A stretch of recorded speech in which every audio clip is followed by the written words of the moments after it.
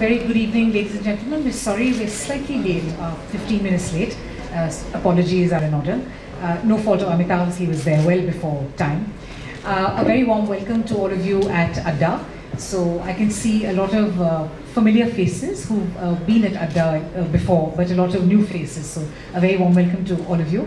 The Express Adda is a space where we hope that we'll have a longer conversation than is otherwise normally possible with people in public life, with authors, artists, politicians, people who have things to say. But very often in this kind of answer and yes or no, or it's either A, B or C, or the 10-second, 20-second soundbite, things kind of get short-circuited. So we try and keep this slightly longer than that. So not long and boring, I hope, but long, sharp, snappy, interesting, etc. And we're very happy that Amitav Ghosh has agreed to spend time this evening with us at Adda. So welcome, Amitav. Thank you, Seema. Thank you very much for having me. Yeah, and Amitav sort of is probably the first Adda guest who's actually who started with the Express. He started about 3 decades ago. His first job was at the New Delhi edition of the Indian Express when he was writing his master's. He was doing social anthropology at Delhi University, am I right? And that was when you did this job. So, and he's back. We're very delighted that you're back as our guest today. So, Amitav, do you want to start by recounting things about your life as an Express reporter? So certainly, yes. I mean, just being here today, it's like I'm seeing my whole life flash by in front of me because, Express was my first job. And I was just out of college. In those days at St. Stephen's, almost everybody sat for these exams, the IAS exams and so on. I was determined not to, and I never did. So, the day I finished with college, I started looking for another job. And fortunately, a friend of mine knew Mr. Ajit Bhattacharjee, who was then the editor of the Indian Express, and this was during the emergency, and he gave me this job as an apprentice. So I actually started on the proofreading desk. In those days, we set the paper on metal with a flange and so on, and it was incredibly exciting. It was really, I think it's left a profound impression on me, really. Because the chief subs that I worked with were just wonderful people, really dedicated professionals, really motivated, hardworking. They were like, for me, they were legends, really. I'll never forget this day when the police used to come in all the time. They used to just walk into the Express offices and try and intimidate us. They came with these big guns and so on. And there was, the chief sub then was a man called Mr. Saxena. He was a lovely man. And, I just remember the sort of incredible graciousness and calm with which he dealt with these people. He was never intimidated, and he was never flustered even, They would go down into the basement where the paper was actually printed. So it was a really remarkable time. It was so thrilling, and I remember, so clearly, in those days, the big thing was if you broke the flange, because it was very late-breaking news. You would have to break the flange, and everyone was in a tizzy. And 2 or 3 times it felt to me to be there when the flange was broken. The day Mao died, I remember we broke the flange, and the day Vijayalakshmi Pandit came out against Indira Gandhi's, that was another really big day. And I remember most of all, the day after the elections, after the emergency. It was incredible.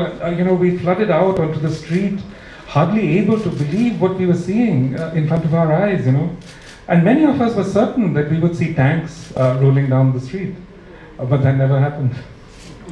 Okay, so thank you for that very vivid sort of recount. You've kind of this guns thing you and I didn't know about, people walking to newsroom with big guns. That's something for us. Amitav, you in your work, you have this whole range of books that you've done from your first. It's novels, it's reporting, it's essays, etc. And your latest book is just out, The Great Derangement, where you speak of this whole this clear and present danger of climate change, which you argue is something which is not being dealt with in either fiction or with long writing or with journalism, with the seriousness that it deserves. There's one thing, I'm sure a lot of people here have read the book, but for the benefit of those who may not have, there's this wonderful paragraph where you talk about that perhaps climate change is not given the seriousness, or is not taken so seriously, because uncovering that would reveal something about something far too precious to be revealed that the world is scared of talking about. So do you think climate change is a shadow of something very fundamental, which is almost like a secret we don't want to reveal or change about the way we live? Yes, I think that's absolutely the case. I mean, all of us who are writers or readers, all of us who are educated people, we are fundamentally bourgeois, you know. And we've been brought up to believe that the bourgeois life is possible on a very large scale. And essentially what climate change is telling us is that that's not possible. You know, that everybody cannot live a bourgeois life. You know, it's not because it can't be done economically, it's simply that the world can't sustain it. You know, the earth can't sustain it. On a more worrying way, you talk about how it's really not being fought back by either institutions or organizations that are active in public life, or by newer organizations forcefully enough. And even if it were to be taken on as a campaign, it would take years, you know. And so, you know, the crisis may well be upon us before we deal with it. But is there any sign of hope? You do talk about religious organizations as you end the book as being sort of, you know, a small... I was a little surprised when I saw that. I mean, do you have any hope that religious organizations may be able to mobilize support and argue the case and take it forward? See, it's interesting your choice of words. You said that the crisis will be upon us. The crisis is not in the future, it's right now. It's upon us. It's everywhere you look. You know, just look around Delhi, this heat wave that we had, the drought. If you think of this terrible deluge that we had in Chennai last year. So, you know, the impacts are multiplying all around us. It's not in the future, it's here and now, you know. Now, dealing with it, well, I'm sure there are many, many experts in the room, and I think that's best left to experts, you know, to figure out, you know, what the possible responses we can have. What interests me is how do I deal with it as a writer? You know, I mean, that's what, to me, the real challenge. Because what we bring to it, and it really, this is what I began to realize in writing this book, is that what we all bring to a challenge of this kind is the bourgeois sensibility, you know. And that's where we falter, that's where it becomes impossible for us, as it were, to even address the issues that arise out of climate change. So yes, you know, I mean, maybe experts can tell us how to sort of fiddle with the edges and how to adjust here and there, but I think actually what climate change has laid bare for us is this enormous crisis of the imagination, you know. It's the crisis of writing, I would say, in the first place. So you don't really see a way out till, because you do say that, you know, a moral argument alone is not going to take us through this. It needs much more than that.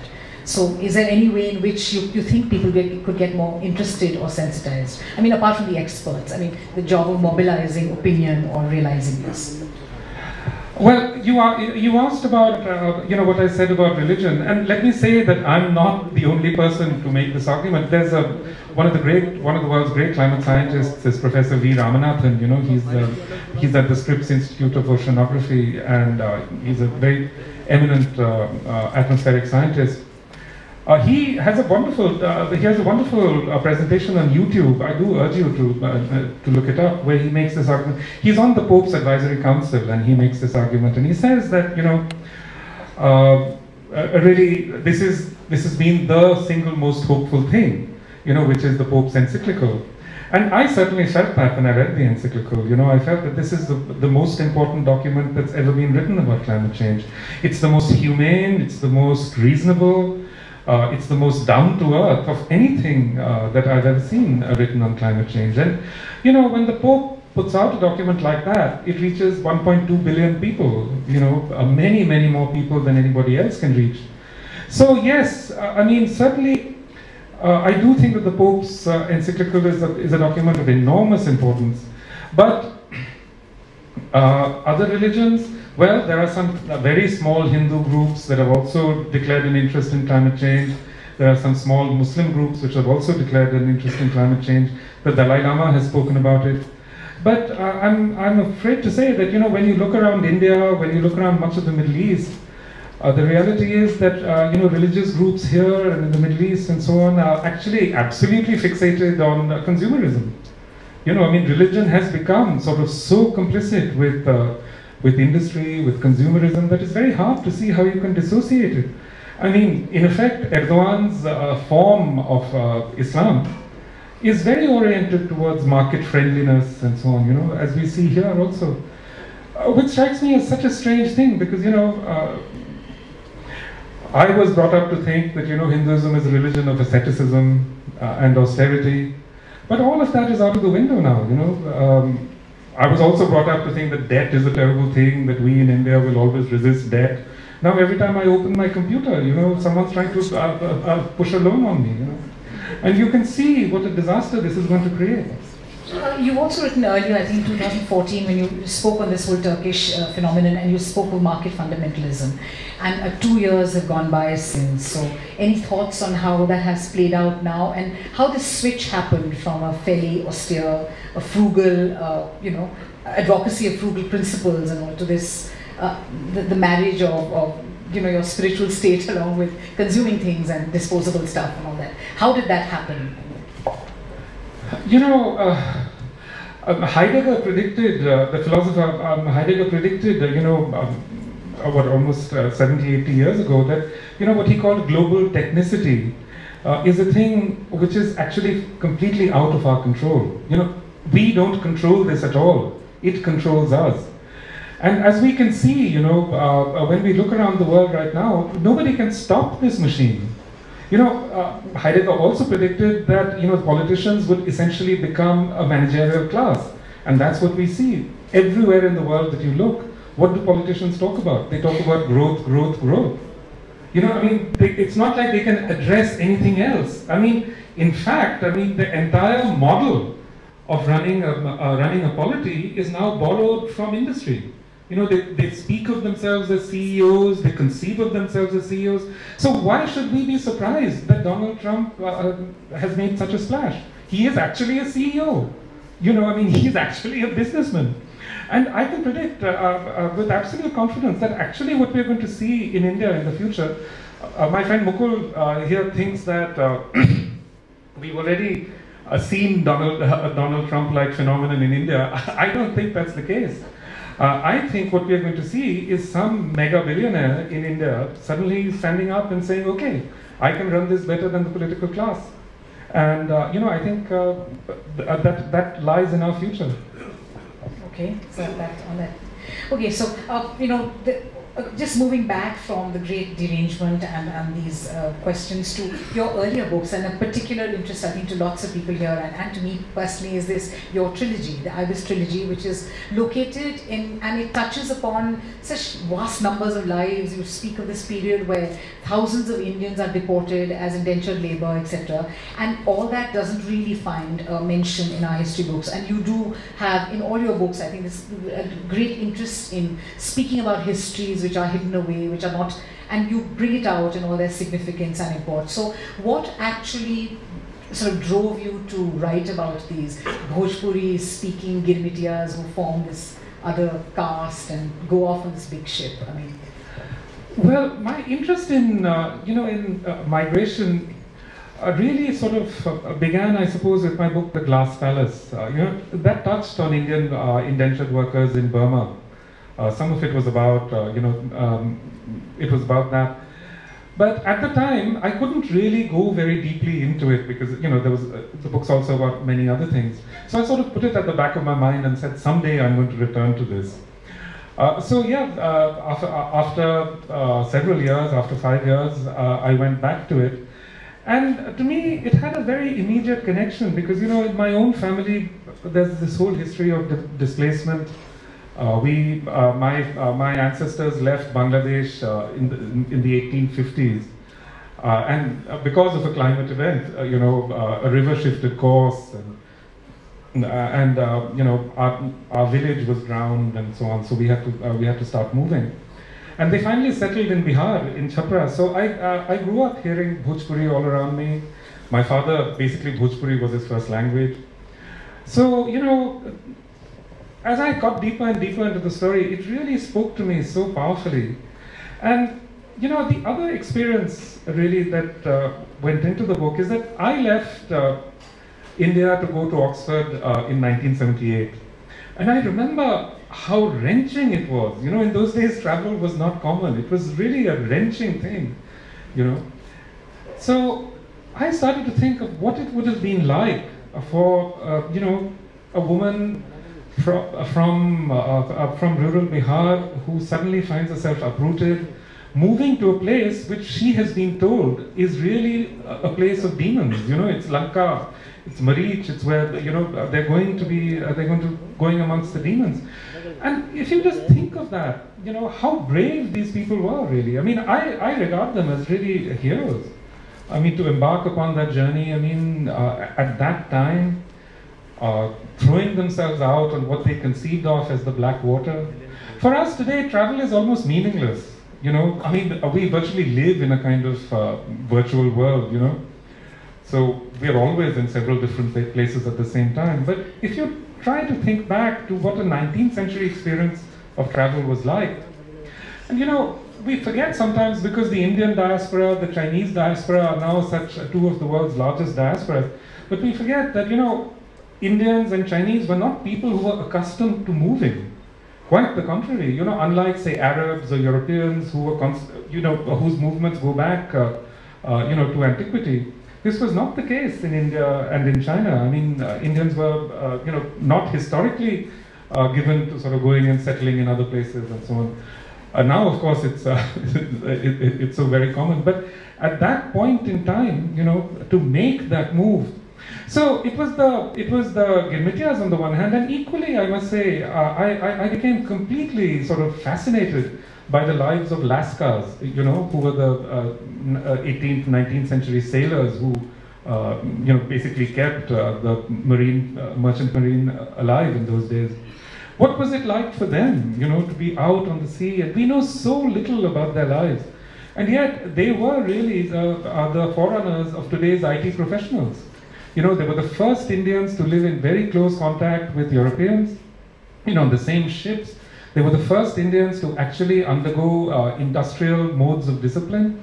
You know, this shipboard life, these 4-hour watches that they have.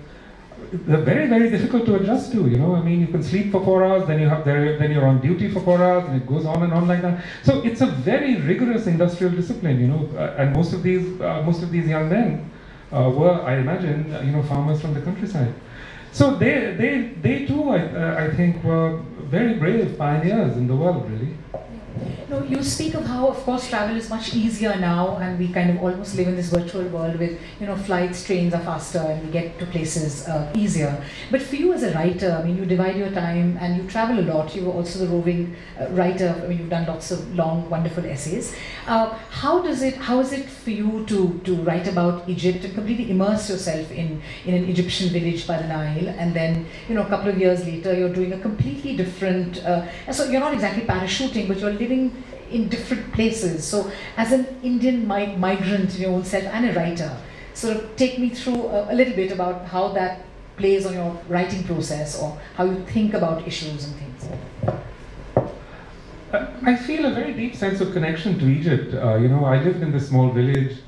It was in many ways a deeply traumatizing experience. You know, I was 23, 24, suddenly landed in this village where nobody had ever seen a non-Muslim before, you know, and where certainly no one had ever seen anyone who couldn't speak Arabic. So I had to learn Arabic very, very fast, and it was in many ways a very difficult experience, but also a very enriching and powerful experience, because it's in those circumstances that you discover these really important and powerful connections with people. And you know, I realize now what a strange small window of time that was, that someone like me could do this. Because you certainly couldn't do it now. You know, it would be impossible. I don't even think of visiting the village again. Really not for the last 10 years, because Egypt has become a place that is really, really frightening. I mean, the degree of repression, the degree of, even back in those days when I was living in the village, I would regularly be visited by the mukhabbarat, that's the intelligence services. But now, I think if, that Italian researcher was murdered on the street because he was working on trade unions. And if I were living in that village now, I would be in deathly fear of my life, I think. I think Egypt is really a place to pay attention to. And, I have so many friends there, just to see how they've been traumatized by the developments of these last 6 or 7 years, There was that moment of the Arab Spring where they were just so filled with hope and excitement, and they were all out on the street. And then suddenly Morsi came to power, and they were, and really all my friends who were sort of middle class secularists, I suppose, but all of them really in the end welcomed the coup, I think, And now it turns out that this present regime is even much, much worse than Mubarak's regime. So, I really don't know what's going to happen in Egypt, but I don't think this is a story with a good ending. Because, if you just think about it, Egypt is just that narrow strip along the Nile. That's all there is to Egypt. When I was there in the 80s, Egypt had a population of around 40 million people. Today, the population is 95 million. Still living on that narrow strip of land. And what's even worse is that because of climate change, there's huge saltwater intrusion in the delta. A lot of agricultural land is being lost.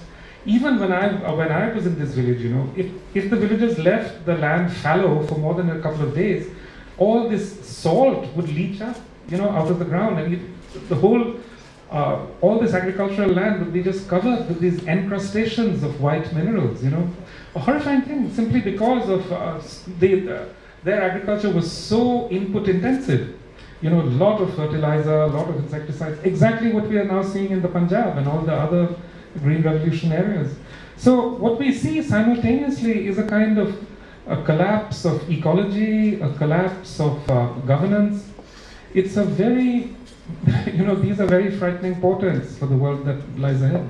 Amitav, you've sort of dealt a lot, and you continue to talk about the impact of colonial sort of conquest and rule and imperialism on all these areas, and even going beyond Egypt in West Asia, what we've seen over the past couple of years since invasions and the new forms that kind of control has taken.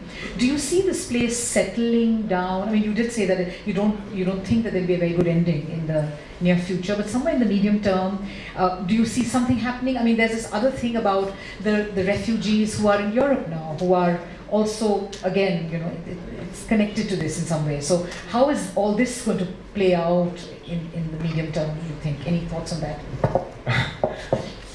Well, I referred earlier to how we are all really so much caught up within a sort of bourgeois view of the world. And one of the most important aspects of this worldview really is a kind of sentimentalism, it now appears, whereby we think of the world always getting better, where we think of progress, and really these views come from Hegel, where we think of the world becoming spirit and absolute freedom and so on. And suddenly now we discover that no, things are not going that way. And I think this is going to be the hardest thing for us to adjust to, to realize that the problems that now beset us, many of them actually have no solution. They're not going to get any better. Because certainly with Syria, the breakdown started with this epic drought, and this drought actually is affecting the whole of the Mediterranean region, and it's one of the climate change perturbations. And with the drought, you had hundreds of thousands of farmers abandoning their lands and moving into the cities, and that set in motion this whole process whereby this whole state began to collapse. So the connection is not simple. It's a very complex connection. But we see here how suddenly the world around us, our environment, and our political systems and our systems of governance are now all working in ways which we would not have predicted ever before. So when I read a few days, a couple of weeks ago, that during this drought, we actually at one point there were like 700,000 people moving from Bundelkhand into Delhi every week. You know, we may not see them, we may not choose, to look at them. They may live under the flyovers and so on, but there is going to be a long-term cost. You can be absolutely sure that one of the things that we are seeing now is, these processes of migration are deeply, deeply destabilizing, what happened in Syria, now we see the ways in which Turkey is being destabilized, and this Turkey story is not over. I dread to think of what is actually going to happen there. And in a sense, we can see how much it's destabilized Europe. This huge flood of migrants into Europe and the responses to it in both Britain and in the US. I think, it's not nice to be in a place that just talk about the bad news, but I think we are heading towards a very dark time. Okay. Amitav, through your writing, your books, your essays, etc., there is a conversation that any writer has with the readers and the world at large. There is also this other relationship that writers, intellectuals, kind of, and a role that they play. So we've seen that in the world. It's nothing new that they've exerted an influence and influenced events or participated in a political dialogue. Even in India, we've had sort of writers and intellectuals taking positions, taking open political positions, which caused quite a controversy in India a year ago. They were reacting to things that were happening around them. What is your take on the role of an author, a writer, or a poet, or a dancer, commenting on politics, intervening, and thinking that they are connected with things, and sort of coming out of their politics? How does that work? And is there a way out of the dark times? Is there is there a tunnel of light here somewhere if we see, a public intellectual stepping out more and speaking up when things that are dark sort of occur? There are several things here, actually. One is that, Guy Debord, the French intellectual, way back in the 60s, he wrote a book called The Society of Spectacle. And actually, I remember reading it years ago and reading it again now. It's incredibly relevant to the world that we live in. And again, it's this whole question of instrumentality, what we have set in motion is actually the society of spectacle where we are all dragged into this continuous tamasha, if you like, a sort of spectacle in which we all continuously participate. So for me, I have to say that for me, I feel that, it's important for me as a writer, as a novelist, as a thinker, to try and keep some distance between myself and the spectacle that is unfolding around me, And yet here I am, talking to you. Oh, it's just fine. Sorry for interrupting you, but can you ignore the spectacle? Can people who are writing or doing things which are probably, which take reflection, which require you to be away, can people step back? Do we have that option? Does anyone have that option? I think the day-to-day events, the sudden things that happen, the crises that unfold all around us, these are areas which really journalists should address. They're there, they're informed, they're responding to them from day to day, and to my mind, they're the best suited, to respond to them. For me, I feel that writers and artists, it's not that we should not think about public affairs, but we should think about what's important, not what happens every day, but really what are the long-term things, what are the things that you should engage with. What is profoundly important in what we see unfolding around us? And that is what has, in a sense, brought me to climate change, because I see this climate change unfolding all around us. And I see, actually, one of the really mysterious things in the world today is that writers, artists, intellectuals are more political than ever before. They're political on so many issues, whether it be gender or, personal freedoms or whatever. And yet this wider thing that is unfolding around us, and which will, in fact, impact on all our lives in every possible way, that we don't address. And how can that be? So it seems to me that, this really is the thing that I want to address, that I want to think about What are these long-term things? What are these? What sorts of challenges do they present to the imagination? I'll just give you an example. I was in. Just last week when I was in Delhi, I went to a media house and I met a lot of young journalists, and we were talking about climate change and writing about climate change and so on. And I said to them, well, you had this drought. How many of you wrote about it? And none of them had written about it. Or if they had, they'd written a short piece on temperatures or whatever.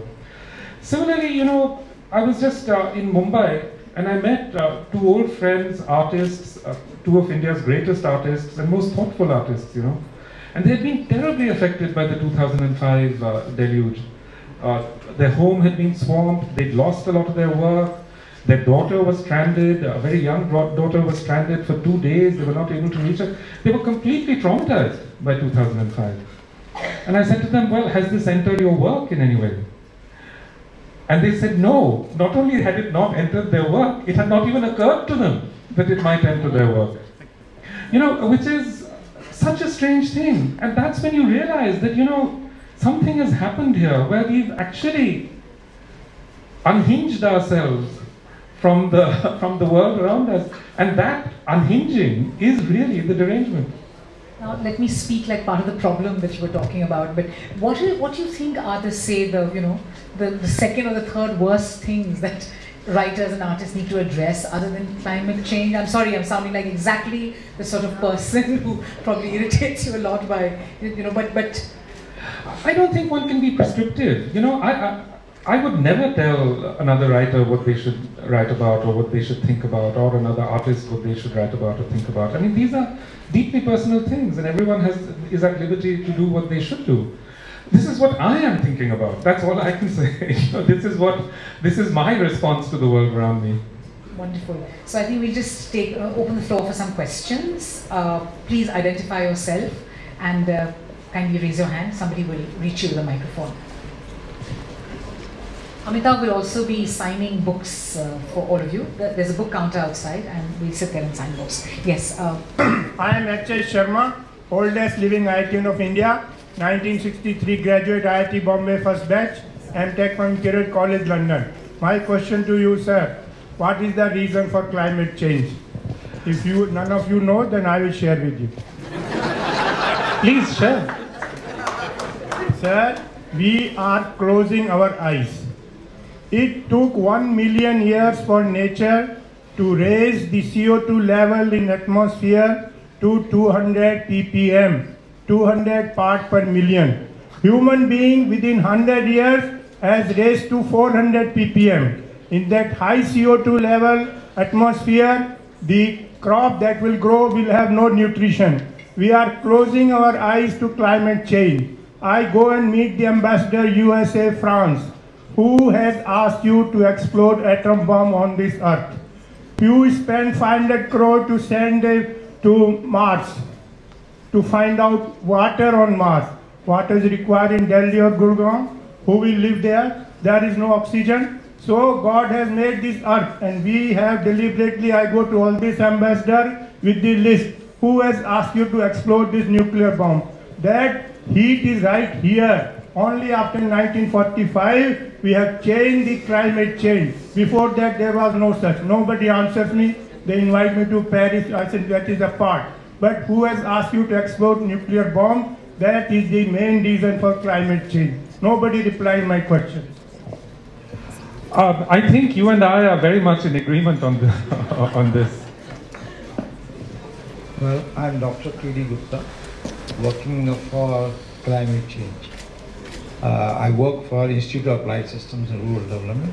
I'm also associated with SOCHEM, and there is one National Council on Climate Change.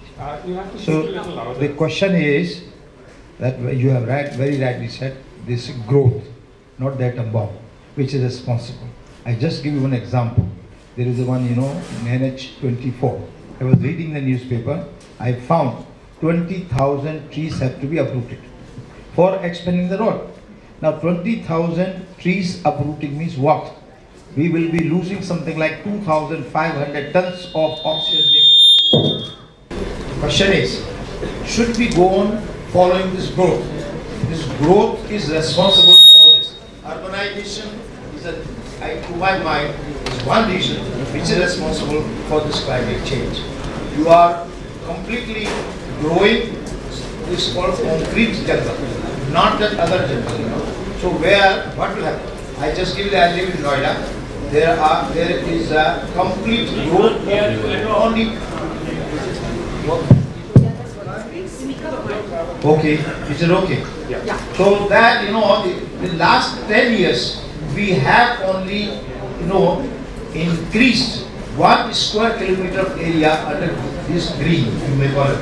Whereas the houses are coming up like anything. And what is the reason that, you know, today in the Himalayan region, there is a cloud burst everywhere. It was not there before. Take from 2013, that people became a little aware that there something has happened. But, you know, the greenery completely is being uprooted, and then we are like a mad people chasing that, you know, the growth pattern. What you rightly said, and you have taken a very right this thing, I think the approach and question, I was certainly very much supported what you are saying, and I think this was the reason. When I learned this, I said I must attend it. So I came all along from Noida to attend this program, and I will like to read your book, you know, where it described. One example I gave, this stretch of 19.2 kilometers, 22,000 trees will be uprooted, which took 50 years to grow. Now people say we will plant this place of 100 plants. They forget that they will take 15, not 15, maybe more years to that type of, you know, greenery. So the question is, we are responsible, not that what you call that atom bomb. Atom bomb is a long forgotten thing. So this is not atom bomb. This is our greed or, you know, growth. Growth is going to create a problem for us. Thank you very much. Thank you.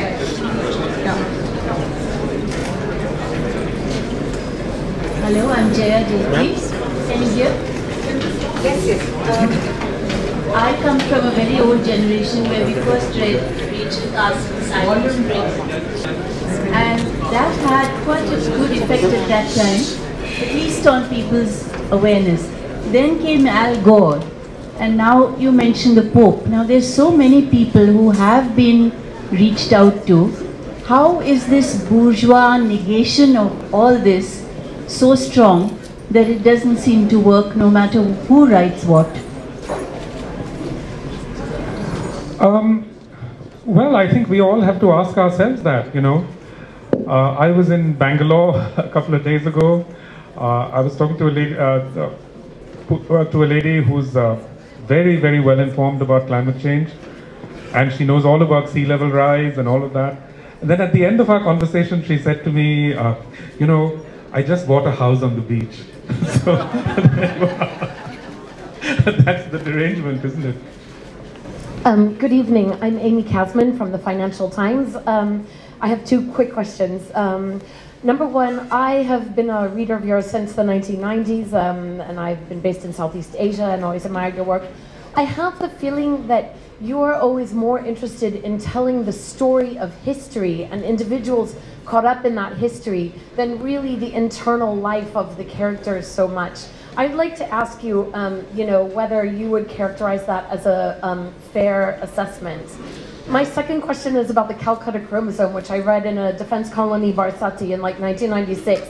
And I was so freaked out in reading it. I felt like something was going to come in the room. It still, you know, haunts me. I just wonder, looking back at that book now, long later, how you feel about that book and what you were trying to accomplish in it. Thank you. Thank you. You know, it's interesting that you read it in a defense colony, Barsati, because actually, you know, the book began with this terrible bout of malaria that I had while living in a defense colony, Barsati. And, you know, there were these days of sort of fevered kind of imaginings, and really the book came out of that.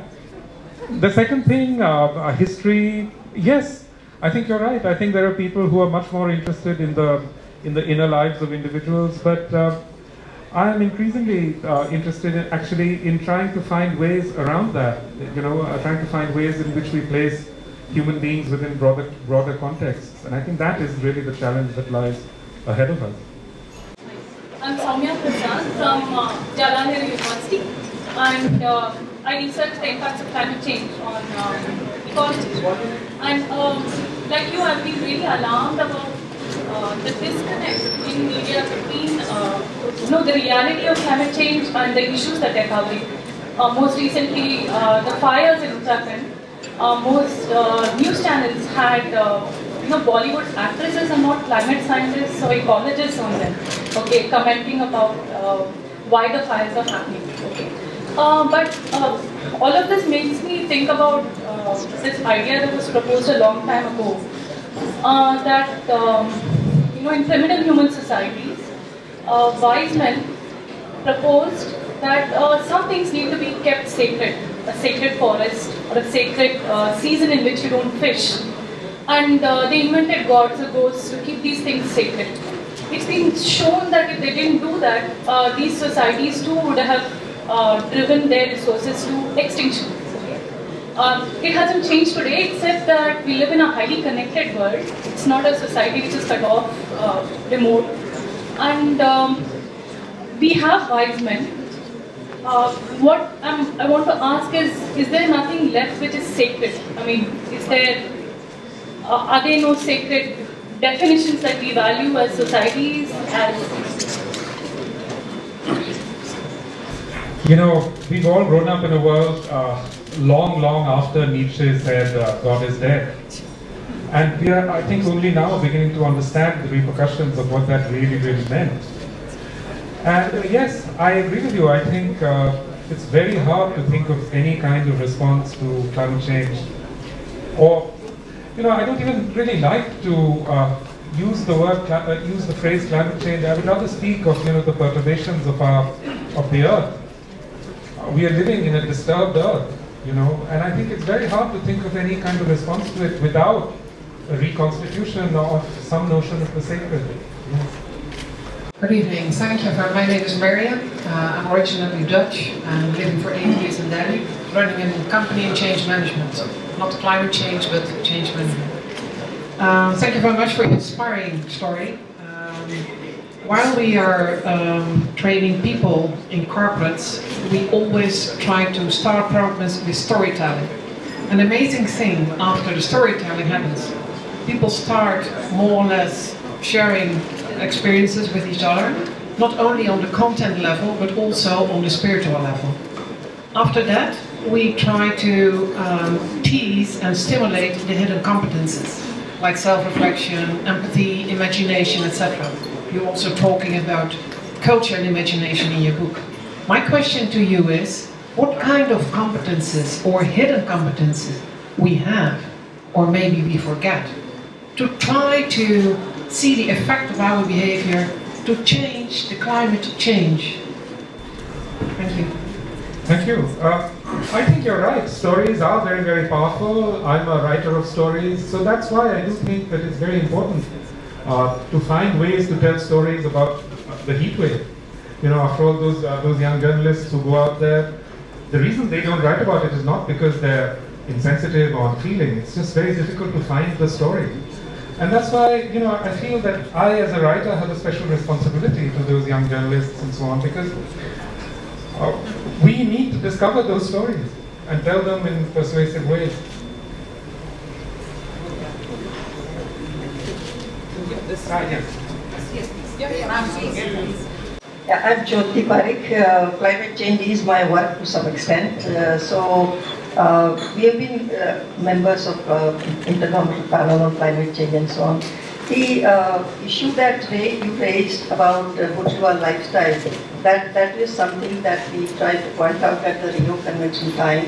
And the thing is that there's a huge inequity in the world which has resulted in climate change. If we were all at the same level, now what we have is 20 tons per capita emissions in the United States and 1 ton or 2 tons in India. And many people are not having electricity and cooking fuels. So their emissions will rise. On the other hand, the other emissions don't go down. And so we are, in a cauldron. So this inequity is a very much part of climate change. The stories you mentioned, they are also in the migration. Maldives will be underwater. Bangladesh, quite a lot of people underwater. We had in Kashmir, Srinagar was underwater, Chennai, and so on. So these are lots of stories, and as you rightly point out, they need to be brought out as stories and not just statistics that we deal with. Third thing is that all this is compounded by also bad urban planning. We don't have enough, the way the land use is done, the way the stormwater drainage don't function, and so on. So together we are multiplying with other development patterns which are not in the right direction. This is why we feel, on one hand you have climate change, but on the other hand you have other things happening. I think you're absolutely right. I mean, we see this, what you might call a catastrophic convergence of climate impacts and man-made interventions. And our man-made interventions are getting worse and worse exactly at the moment when the climate is, reacting in ways that we can't predict, and we don't know what lies ahead. Good evening. My name is Damandeep. I'm also ex-Indian Express, and now I work for NGO called the Carbon Disclosure Project. You've written and spoken about the Paris Agreement somewhere, and in the Paris Agreement, do you see any signs of hope? Because that is a managerial response and a slight tinkering with the whole phenomenon. We've also seen one of the biggest asset managers in the world, the chairman of BlackRock, talking about making companies more responsible, as in are some of the Scandinavian banks, etc. So do you see any signs of hope? And secondly, you yourself come from a family which has moved because of climate change, as you mentioned. Now, how do you address and make that problem real, where for decades it's existed, but in different forms, sometimes much more, sometimes much less? In Bulgaria, farmers are still awaiting drought relief, and now their homes are flooded. So every year this happens. So how do you sort of make this problem a more real and, for media organizations? Thank you. And let me say straight away, I'm not a technical expert, nor am I part of the managerial world that deals with these issues at the level of negotiations. To me, certainly as a lay reader, it seems to me that, about the Paris Agreement, I'm completely in agreement with you. I think essentially it's a managerial response that transforms climate change. It's the neoliberalization of climate change. It really represents a way of looking at climate change as a commercial opportunity. And it's not no accident that, Bill Gates, Exxon, all of them were there, sponsoring this thing. Nor is it an accident that the issue of climate justice was swept under the rug, that any possibility of reparations was permanently closed off. So all of this happened there. So on all of that, I'm completely in agreement with you. What are the signs of hope? I think we are hard put to see many. And certainly within India, if you look at the response, the response at the level of governance to say the drought, it's beyond shocking. You can't even understand. I mean, very late in the drought, finally the Lok Sabha held a session on the drought. Only 80 MPs turned up, less than a fifth, I think, of the total of whatever. It's completely beyond belief. I mean, in the past, as you were saying, I mean, one of the sacred duties of the state in the Indian tradition was the provision of water, building tanks, maintaining irrigation systems, providing water. Now we have a political class which doesn't care at all about these, these fundamental things. Even as they talk about Indian tradition and so on, they don't care at all about these aspects of that tradition. Hello, yeah. So I'm going to change the narrative a bit with your permission. So when do we get to read your next work of fiction? I think it'll be a while yet. I'm working on various things, but it'll be, I've got other little projects to finish. You must remember that for 11 years, I was completely absorbed in this one long project of fiction. Really, I was like in a deep, deep tunnel, just ignoring everything else and just working on the book. And now there's so many other things I have to catch up with. So give us a sneak preview. Is it going to be a trilogy? What's it going to be? It will certainly not be a trilogy. It's only when you've done something like that that you realize how testing it is. The demands it makes on you. The physical demands it makes on you. I don't know, at this age, I could never conceive of doing anything like that again. So which country would it be based? That also I don't know. This is like a buzzer round. Thank you. Thank you. My name is Venkatesh. I'm a lawyer and I read the Express.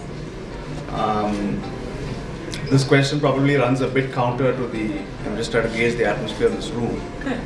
It's a bit more, perhaps a little bit more on literature, maybe on pluralism, than on climate change. It seems as if India is having to deal with many decades at the same time, whether it's the Industrial Revolution, the Information Age, post-war boom and bust crisis, healthcare, political upheaval, settlement. We're doing it all in the same 25, 50 years. And it's a very difficult time. It's easy to perceive what's wrong with this picture. We spend a lot of time doing that. The more sensible among us tend to be a bit cynical about what's right with this picture. It's all a very nuts and bolts thing. We tend to be historians about it rather than look into the future.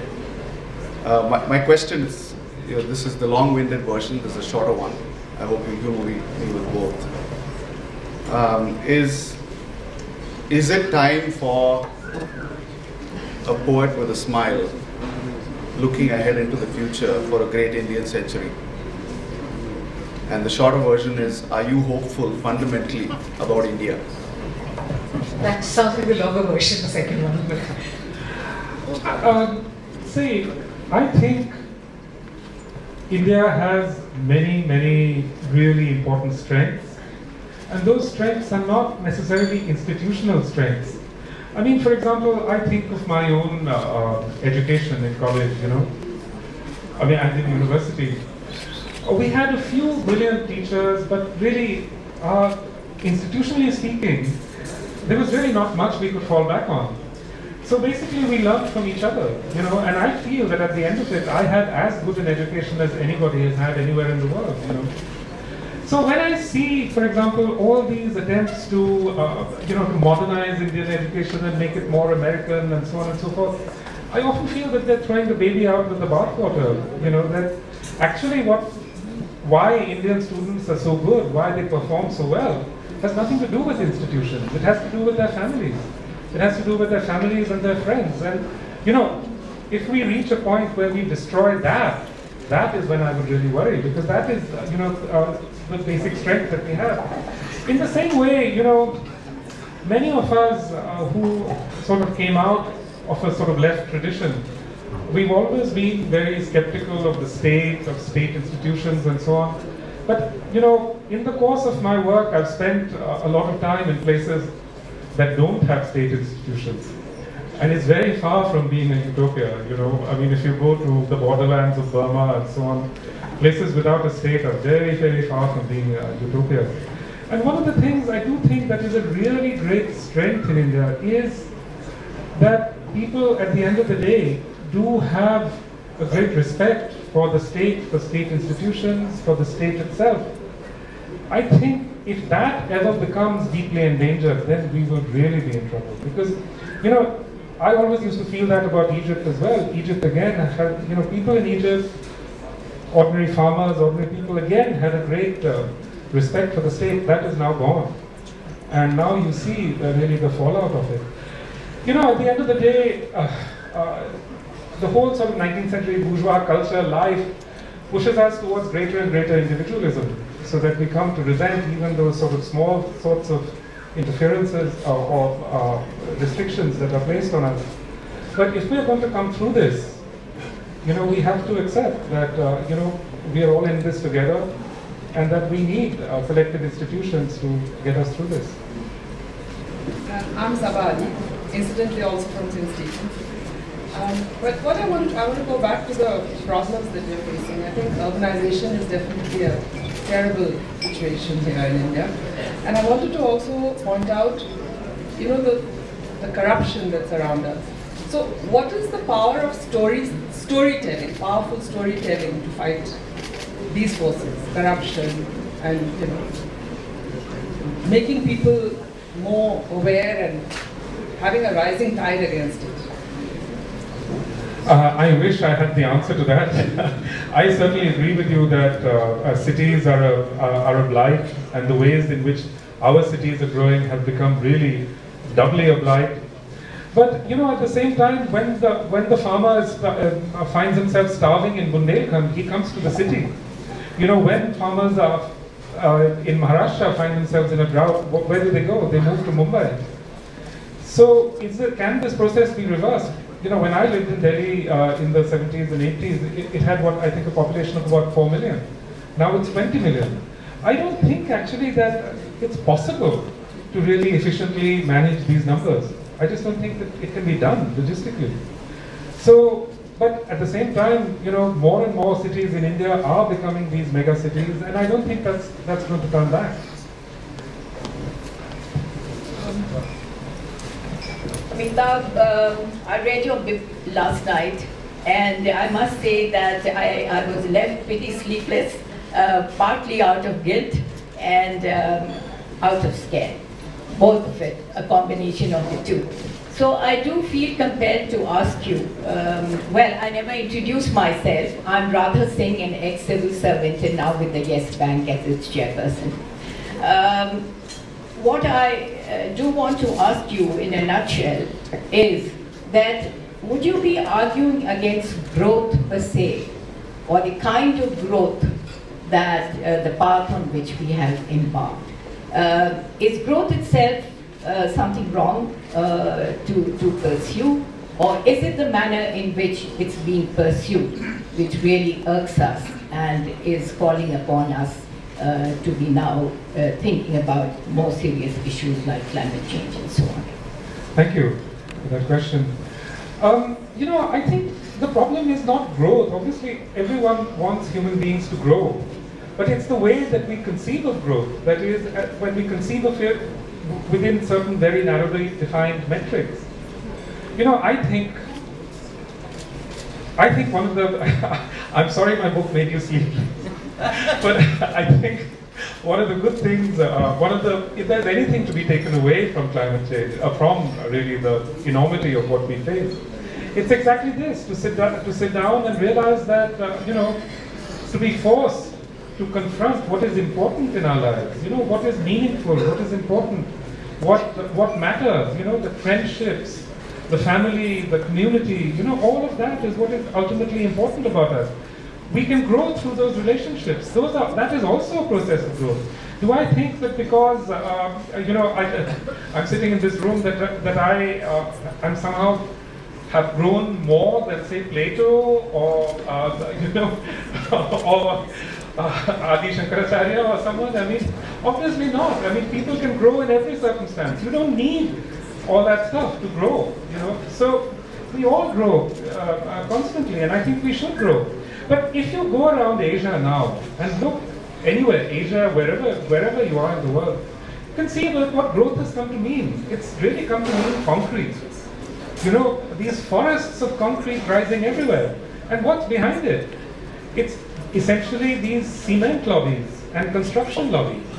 I live most of the time now in a small village in Goa, and you would think that these rural areas would be resistant to this kind of acceleration of concrete.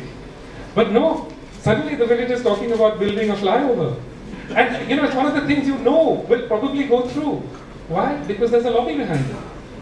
So this is the thing. I mean, it's not, we've completely misconceived what growth is, in my view. And I think we've handed this over to groups and lobbies which control us. It controls our government, it controls the structures of governance. Really, can we now wrench it back? I don't know. Sir, this is Manan Kapoor. I'm a writer, and I'm a huge fan of your work, and so much that your name is in the acknowledgement section of my novel. So, yeah. I'll have to read it. Sure. So, a couple of years ago, I watched a documentary called Chasing Ice, and it's about the glaciers and how they're melting.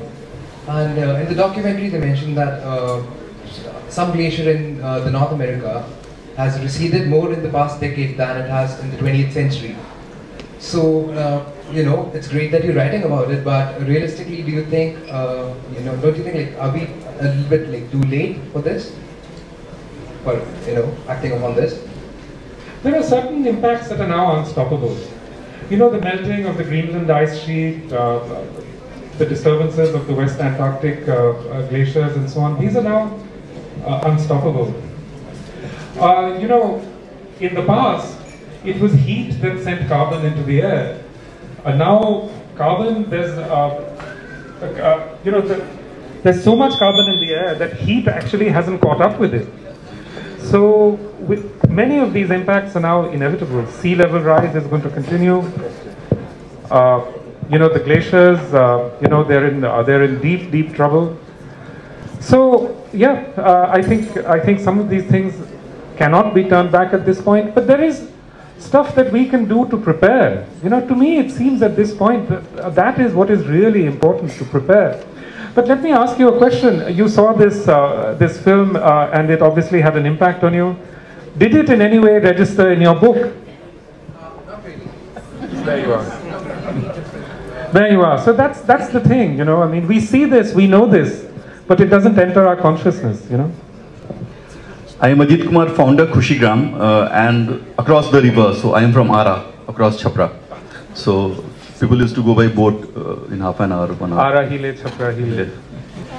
ABC, Balia also, ABC. So my question is very simple. Why are we so dependent on governments?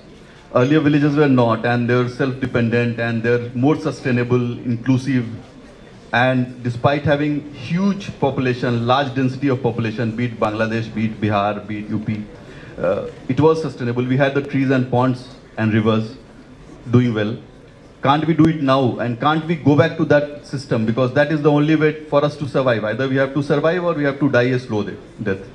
So we are working, I've been working on climate change and writing since last 20 years and working in villages. I agree with you. I think that, you know, villagers actually, there is a lot of traditional knowledge which can build resiliency.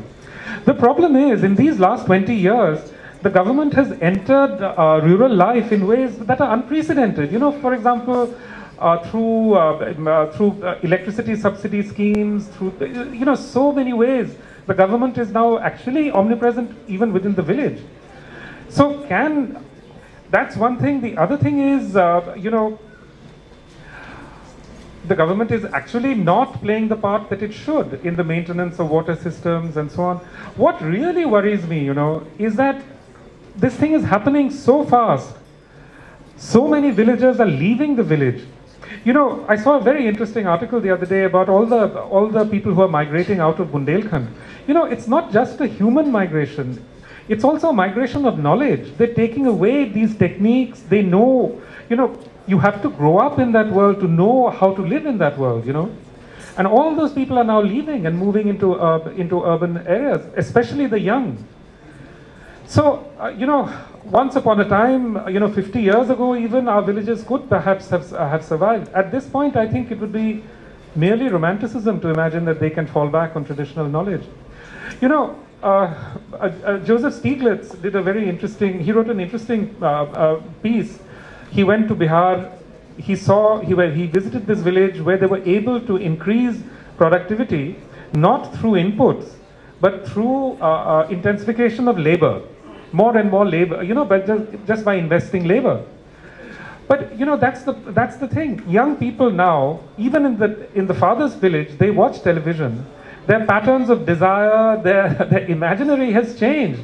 They don't want to be living in that village planting this stuff. And as we all know, you know, if you've ever actually tried to plant rice, you discover how unbearable it is, you know. Nobody who had a choice would live that life. So people are leaving. And in fact, I think our villages, which were in the past, there were certain kinds of anti-fragility built into those systems. It's hemorrhaging exactly what might have seen them through. Actually, I am an archaeology researcher, so I'm just pushing it further back. Maybe, you know, I would like to withdraw from the present and would like to live among the people whom I engage through the archaeological evidences.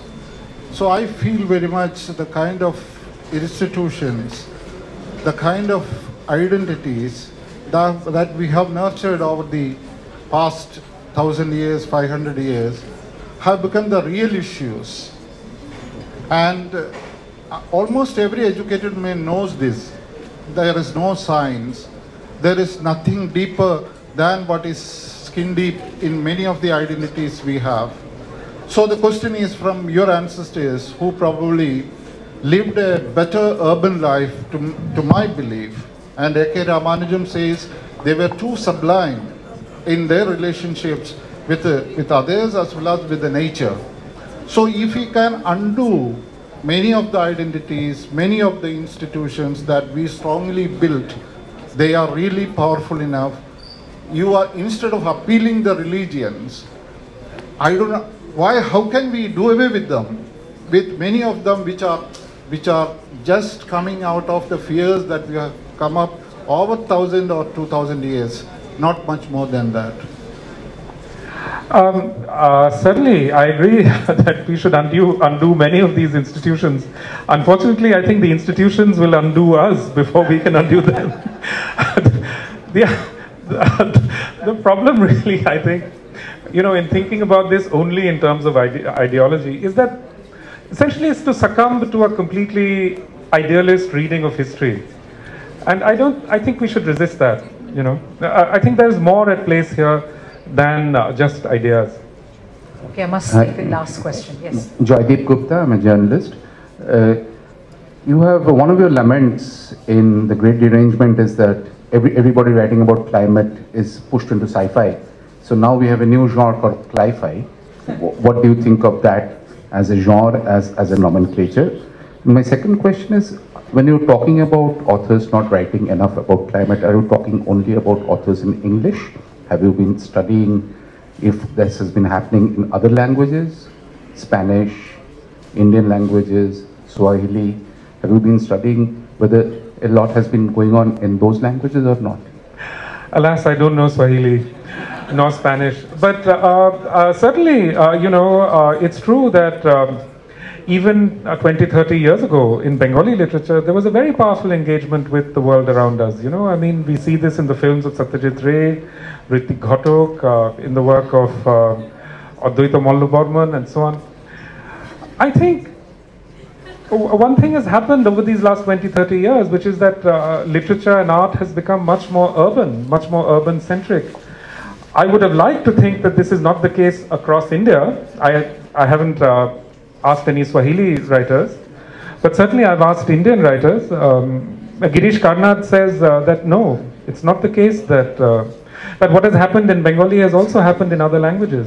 It's not the case that in that the modern generation of Kannada writers are not like Shivarama Karanth and so on, who were profoundly engaged with environmental issues and so on. So yes, there's a lady over there who's been trying to ask a question for a long time. I think my attempt at the last question.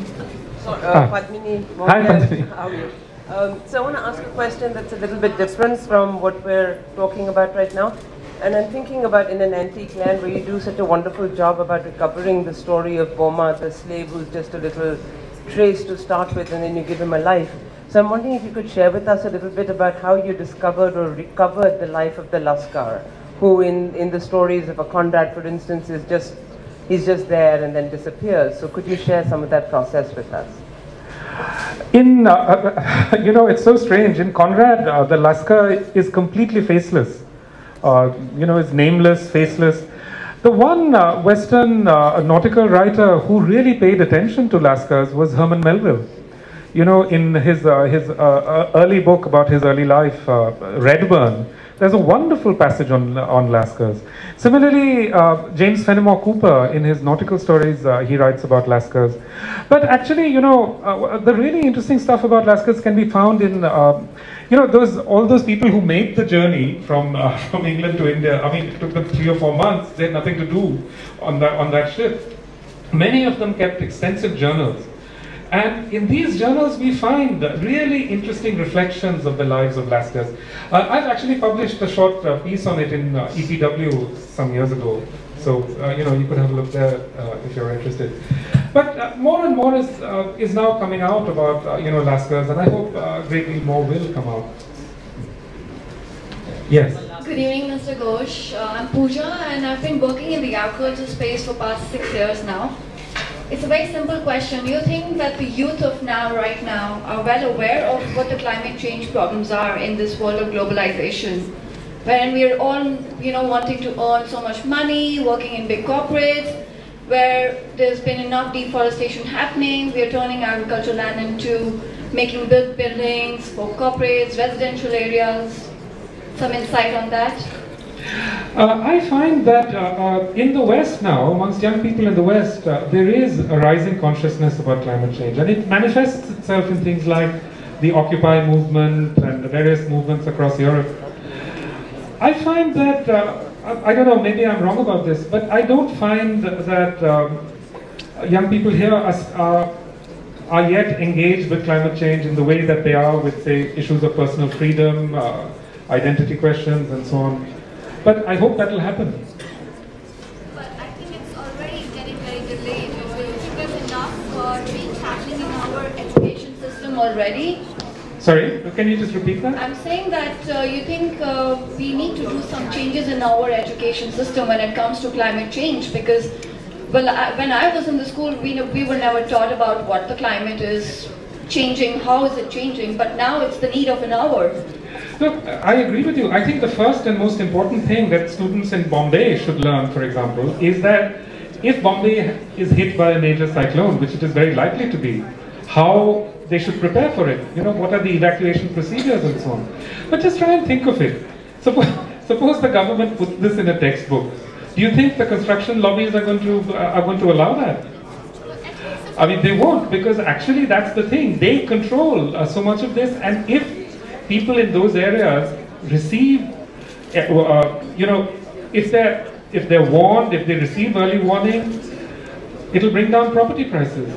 So, in fact, they're lemming-like advancing towards disaster. I'll close this with one story that I just heard, which to me completely typifies and embodies the derangement that we are living in. In Chennai, after this flood, someone has started building this giant building, which is right next to the Adyar River, which flooded terribly in 2015. This building is right next to the sea. It's next to the Adyar River, and this is going to be a giant luxury apartment block with a 7-story basement. And apparently it's selling like hotcakes. People are paying crores to move into this building. So you just think about that, and that'll tell you why this education doesn't get out into the world. Thank you very much. Thank you so much. Thank you very much indeed. Thank you. Amitav will be signing books, and we'd like you very much on behalf of the Express for being thoughtful and spending so much time. May I request Rajkamal Jha, our chief editor, to please take the stage. May I request Rajkamal? This is sketch by